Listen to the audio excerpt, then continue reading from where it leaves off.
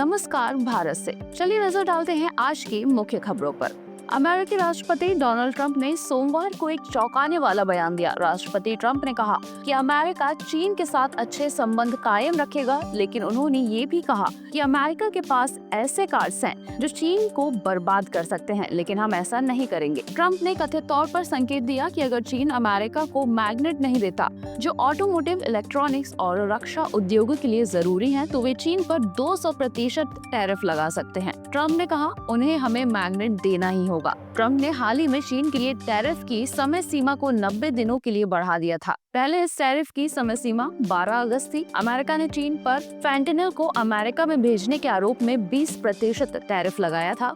वहीं आधार दर पर 10% है, जिससे चीन आयात पर अमेरिका का कुल टैरिफ 30% हो जाता है। ट्रंप के ऐसे बयान उनकी पुरानी रणनीति का हिस्सा है। डोनाल्ड ट्रंप अक्सर अंतर्राष्ट्रीय मंचों पर कड़े शब्दों और धमकी वाली राजनीति का इस्तेमाल करते हैं। उनका मानना है कि इस तरह दबाव बनाकर वे दूसरे देशों से अमेरिका के लिए बेहतर सौदे हासिल कर सकते हैं। चीन के साथ चल रही आर्थिक जंग में मैग्नेट जैसी अहम सामग्री पर इतना बड़ा बयान देना सिर्फ व्यापारिक दबाव की रणनीति हो सकती है। हालांकि ऐसी धमकियां दो देशों के रिश्तों में तनाव को और गहरा करती हैं और वैश्विक सप्लाई चेन को भी प्रभावित कर सकती हैं। भारत जैसे देशों के लिए सबक ये है कि केवल एक या दो देशों पर निर्भर न रहकर सप्लाई चेन को विविध बनाना बेहद जरूरी है, क्योंकि अमेरिका, चीन जैसे बड़े देशों के बीच खींचतान का असर पूरी दुनिया की अर्थव्यवस्था पर पड़ता है। कुल मिलाकर ट्रंप की ये धमकी अल्पकालिक राजनीतिक लाभ के लिए तो कारगर हो सकती है, लेकिन दीर्घकालिक रूप से ये वैश्विक स्थिरता और सहयोग को नुकसान पहुंचाती है।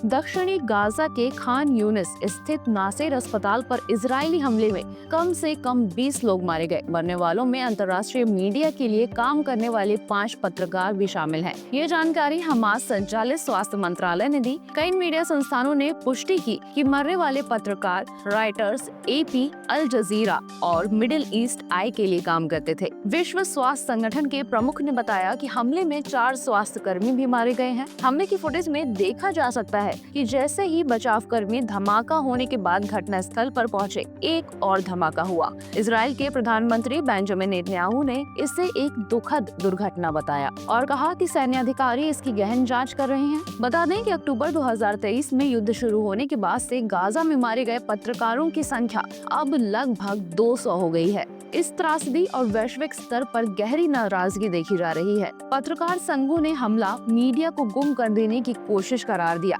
जबकि अंतर्राष्ट्रीय नेताओं और मानवाधिकार संगठनों ने इसे मानवाधिकारों का उल्लंघन कहा है। फ्रांस, जर्मनी, कनाडा, स्पेन और संयुक्त राष्ट्र ने इस हमले की तीव्र निंदा की है। इस हमले से स्पष्ट होता है कि युद्ध में मानवता को कौन बचाएगा और क्या सिर्फ राजनीतिक जांच और अफसोस से काम चल जाएगा। वास्तविक न्याय तब ही संभव होगा जब दोषियों को जवाबदेह बनाया जाए और इस तरह के हमलों को रोकने के लिए सक्षम अंतर्राष्ट्रीय तंत्र सक्रिय हो।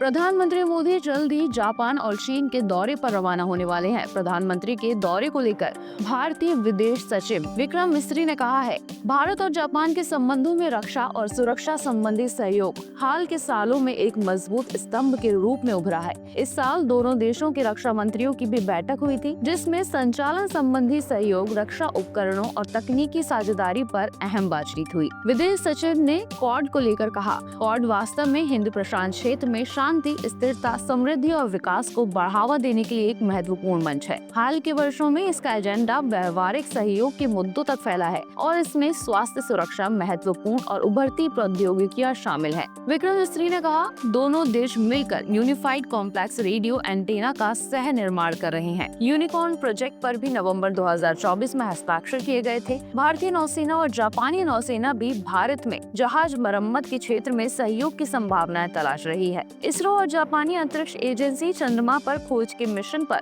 साथ काम कर रही है। चंद्रयान 5 मिशन के साथ ही इससे भी आगे बढ़ाया जा रहा है। विक्रम मिस्री ने बताया, जब प्रधानमंत्री की आगामी जापान और चीन यात्राओं को लेकर सवाल किया गया तो उन्होंने कहा कि यात्रा के दौरान कई द्विपक्षीय बैठकें आयोजित की जाएंगी। हम अभी भी उन बैठकों को अंतिम रूप दे रहे हैं और आपको उनकी कार्यवाही के बारे में जानकारी देते रहेंगे। विदेश सचिव ने क्वाड को लेकर एक अहम बयान दिया और कहा कि दोनों दोनों प्रधानमंत्री मिलेंगे तो क्वाड एक ऐसा विषय होगा जिस पर दोनों के बीच चर्चा जरूर होगी।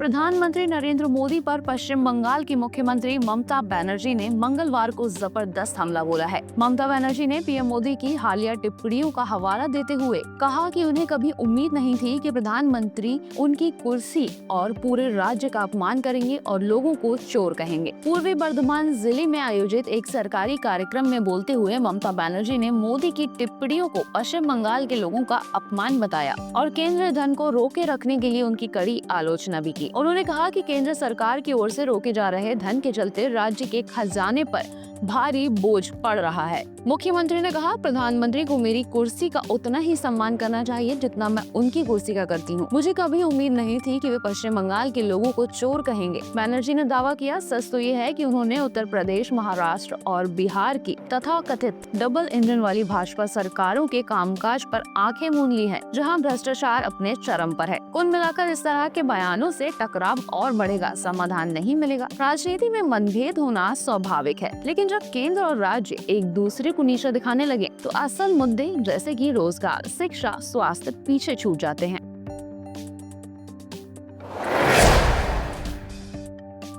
टीवी एक्टर अभिषेक कुमार आज अपना 30वां बर्थडे सेलिब्रेट कर रहे हैं। उन्होंने बर्थडे पर नए घर की फोटो शेयर की। बता दें कि टीवी एक्टर अभिषेक ने इंडस्ट्री में अपने दम पर अपनी अलग पहचान बनाई है। वे कई शोज में नजर आ चुके हैं और अब अभिषेक ने मेहनत करके नया घर खरीदा है। उन्होंने अपने बर्थडे के खास मौके पर फैंस को एक खास सरप्राइज भी दिया और सोशल मीडिया पर अपने नए घर की झलक फैंस को दिखाई। फोटोज में अभिषेक स्माइल करते हुए विंडो के पास खड़े हैं। अभिषेक ने फोटो शेयर करते हुए लिखा, मुंबई के नए घर का श्री गणेश। सबसे पहले तो आप सबका दिल से शुक्रिया इतना प्यार और इतनी प्यारी प्यारी बर्थडे विशेष देने के लिए। बस आप सब अपना प्यार ऐसे ही बनाए रखें। मैं ऐसे ही मेहनत करता जाऊंगा और आप सबको बहुत प्राउड महसूस कराऊंगा। बता दें कि अभिषेक का हाल ही में ईशा मालवीय के साथ म्यूजिक वीडियो आया, जिसे लोगों ने बहुत पसंद किया। उससे पहले वो लाफ्टर शेफ 2 में कुकिंग करते नजर आ रहे थे।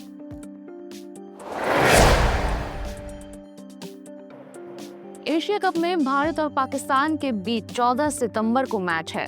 इससे पहले पाकिस्तानी प्लेयर हारिस राउफ का वीडियो वायरल हो रहा है, जो उन्होंने भारत के खिलाफ मैच को लेकर दिया। बता दें कि क्रिकेट एशिया कप 2025 का आयोजन 9 सितंबर से शुरू होगा। इसमें बड़ा मुकाबला 14 सितंबर को भारत और पाकिस्तान के बीच दुबई में होगा। अन्य किसी भी मुकाबले की तुलना में इस मैच में दोनों टीमों के प्लेयर्स पर दबाव थोड़ा अधिक रहता है। मैच से पहले हारिस राउफ का एक वीडियो वायरल हुआ, जो उन्होंने भारत बनाम पाकिस्तान मैच को लेकर दिया। भारत और पाकिस्तान एक ही group Asia cup group A में शामिल है। टूर्नामेंट में दोनों के बीच 2 मैच की संभावना बहुत अधिक है, जबकि अगर दोनों फाइनल में पहुंचे तो ये संख्या 3 हो जाएगी। दरअसल ग्रुप स्टेज की टॉप 2 टीमें सुपर 4 में जाएंगी। भारत और पाकिस्तान के साथ ग्रुप ए में ओमान और यूएई है। इसलिए अगर कोई बड़ा उलटफेर नहीं हुआ तो भारत और पाकिस्तान के बीच सुपर 4 में भी एक मैच होगा। पाकिस्तान टीम के साथ ट्राई नेशन सीरीज के लिए यूएई में अभ्यास कर रहे दाएं हाथ के तेज गेंदबाज हारिस राउफ का एक वीडियो वायरल हुआ। वायरल वीडियो में दावे के अनुसार राउफ से पूछा गया कि भारत और पाकिस्तान एशिया कप में 2 बार भिड़ सकती हैं। इस पर राउफ ने जवाब दिया, दोनों अपने ही हैं इंशाअल्लाह। एशिया कप 2025 का आयोजन T20 फॉर्मेट में होगा। इस फॉर्मेट में ये एशिया कप का 3रा संस्करण है। इससे पहले T20 एशिया कप में भारत और पाकिस्तान 3 बार भिड़ चुका है। इनमें से 2 बार भारत और 1 बार पाकिस्तान ने जीत दर्ज की। जून के आंकड़ों के अनुसार पूंजीगत खर्च सालाना आधार पर करीब 52% तक बढ़ाया गया और लगभग 2.8 ट्रिलियन रुपए आधारभूत संरचनाओं पर खर्च किए गए। आर्थिक मोर्चे पर यह खबर निराश करने वाली है। एक तरफ जहां यूएस टैरिफ की वजह से पहले ही भारत की आर्थिक रफ्तार पर असर पड़ने की बात कई ब्रोकरेज फर्म्स ने अपने अनुमान में कही है, वहीं दूसरी तरफ अर्थशास्त्रियों का एक पोल कराया गया जहां ज्यादातर लोगों ने राय दी है कि भारत की इकोनॉमी की रफ्तार अप्रैल-जून तिमाही में धीमी होकर 6.7% के करीब रह सकती है। आरबीआई ने दूसरी तिमाही के लिए जीडीपी ग्रोथ 6.5% रहने का अनुमान लगाया था। पोल के मुताबिक औद्योगिक गतिविधियों और प्राइवेट इन्वेस्टमेंट में आई कमी को जीडीपी की सुस्ती की सबसे बड़ी वजह बताया गया। हालांकि सरकार की तरफ से पूंजीगत खर्च में इजाफा किया गया है। चालू वित्त वर्ष की पहली तिमाही में सरकार ने पूंजीगत खर्च बढ़ाया, लेकिन उपभोक्ताओं की कमजोर मांग की वजह से प्राइवेट इन्वेस्टमेंट में गिरावट दर्ज की गई। जून के आंकड़ों के अनुसार पूंजीगत खर्च सालाना आधार पर करीब 52% तक बढ़ाया गया और लगभग 2.8 ट्रिलियन रुपए आधारभूत संरचनाओं पर खर्च किए गए। एलन मस्क की एआई कंपनी XAI ने अमेरिकी अदालत में एप्पल और ओपन एआई पर मुकदमा दायर किया है। कंपनी का आरोप है कि दोनों मिलकर आर्टिफिशियल इंटेलिजेंस बाजार में प्रतिस्पर्धा रोक रहे हैं। मुकदमे में कहा गया है कि एप्पल और ओपन एआई ने बाजार को लॉक कर दिया है ताकि X और XAI जैसी कंपनियां प्रतिस्पर्धा न कर सकें। दरअसल एप्पल ने ओपन एआई के साथ साझेदारी कर अपने आईफोन, आईपैड और मैक डिवाइस में ChatGPT को इंटीग्रेट कर दिया है। XAI का दावा है कि अगर ये एक्सक्लूसिव डील ना होती तो एप्पल को X और उसके ग्रोक ऐप को ऐप स्टोर पर ज्यादा प्रमुखता से दिखाने से रोकने का कोई कारण नहीं था। कंपनी ने अरबों डॉलर का मुआवजा मांगा है। इस पर प्रतिक्रिया देते हुए ओपन एआई के प्रवक्ता ने कहा कि ये मामला एलन मस्क की लगातार उत्पीड़न की रणनीति का हिस्सा है। वहीं एप्पल की ओर से कोई आधिकारिक टिप्पणी सामने नहीं आई है। बता दें कि ChatGPT लॉन्च के कुछ महीनों में ही इतिहास का सबसे तेजी से बढ़ने वाला कंज्यूमर ऐप बनने का रिकॉर्ड बनाया था। मस्क की XAI ने इसी साल मार्च में X को 33 अरब डॉलर में खरीदा था ताकि अपने चैटबॉट ट्रेनिंग को बेहतर बना सके। इसके अलावा उन्होंने अपने इलेक्ट्रिक वाहन ब्रांड टेस्ला में भी ग्रोक चैटबॉट को इंटीग्रेट किया है। एलन मस्क ने इससे पहले भी ओपन एआई और उसके CEO सैम ऑल्टमैन पर मुकदमा दायर किया था। उनका आरोप है कि ओपन एआई को गैर लाभकारी संस्था से लाभकारी कंपनी में बदलने की प्रतिक्रिया गलत है। ध्यान देने वाली बात यह है कि एप्पल के ऐप स्टोर प्रैक्टिस पहले भी विवादों में रही है। मशहूर video game company Epic Games Fortnite ने भी मुकदमा दायर किया था, जिसमें अदालत ने एप्पल को ऐप पेमेंट विकल्पों पर प्रतिस्पर्धा की अनुमति देने का आदेश दिया था।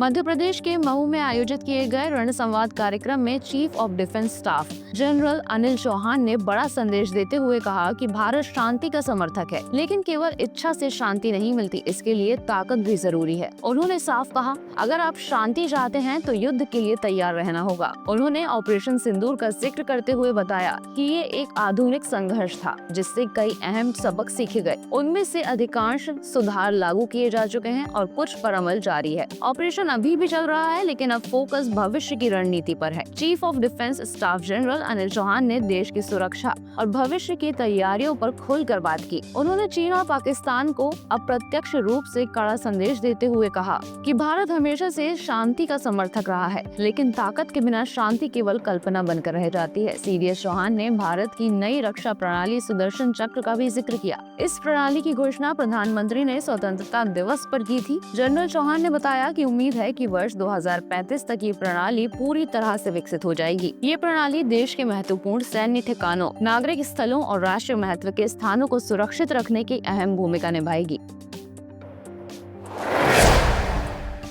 जनरेशन Z यानी जेन Z के लिए काम करने के तरीके पुराने दौर से अलग है। हाल ही में KPMG की स्टडी में पता चला कि जेन Z के लिए वर्क लाइफ बैलेंस यानी काम और निजी जीवन का संतुलन सैलरी से भी ज्यादा अहम है। KPMG के 2025 इंटर्न पल्स सर्वे में 1117 अमेरिकी इंटर्न से डेटा लिया गया। स्टडी में सामने आया कि जेन Z के लिए सबसे महत्वपूर्ण चीज है काम और जीवन का संतुलन। 43% इंटर्न्स ने कहा है कि वे पारंपरिक 9 से 5 काम करने के तरीकों को बदलना चाहते हैं। इसके बाद सैलरी का नंबर आता है। इसका मतलब है कि इस पीढ़ी के लिए मेंटल हेल्थ और समय की कीमत सबसे ज्यादा है। जेन Z तकनीकी रूप से बहुत मजबूत हैं, लेकिन वे सिर्फ AI और ऑनलाइन ट्रेनिंग से ज्यादा व्यक्तिगत गाइडेंस और हाथों हाथ सीखने को पसंद करते हैं। मतलब उन्हें वास्तविक अनुभव और असली बातचीत ज्यादा पसंद है। अगर सरल शब्दों में कहा जाए तो जेन Z की प्राथमिकताएं पारंपरिक कर्मचारियों से अलग हैं। ये लोग मेंटल हेल्थ, लचीलापन और निजी समय को ज्यादा महत्व देते हैं। कंपनियों और इनको हायर करने वालों के लिए जरूरी है कि वे इन जरूरतों को समझें और अपनी नीतियों में बदलाव करें ताकि ये पीढ़ी खुश रहे और काम में बेहतर प्रदर्शन कर सके।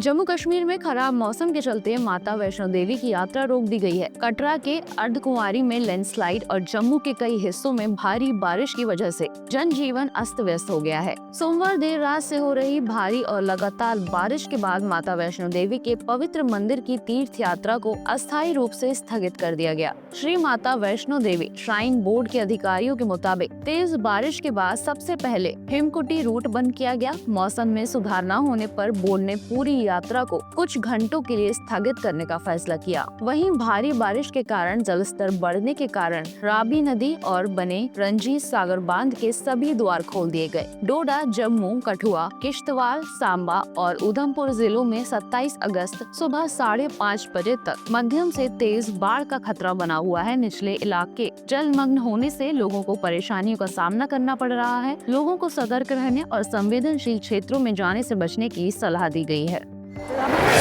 हमारा मानना है कि आपकी आध्यात्मिक यात्रा उतनी ही सार्थक होनी चाहिए जितनी की उसकी मंजिल। 10 सालों से भी अधिक समय से हम श्रद्धालुओं को भारत के सबसे पवित्र स्थलों जिनमें अयोध्या, काशी, मथुरा, चित्रकूट और प्रयागराज शामिल हैं, इन सब से जोड़ते हैं। रामायण और अन्य प्राचीन ग्रंथों से प्रेरित हमारे विशेषज्ञ मार्गदर्शक एक प्रामाणिक और गहन संतुष्टिदायक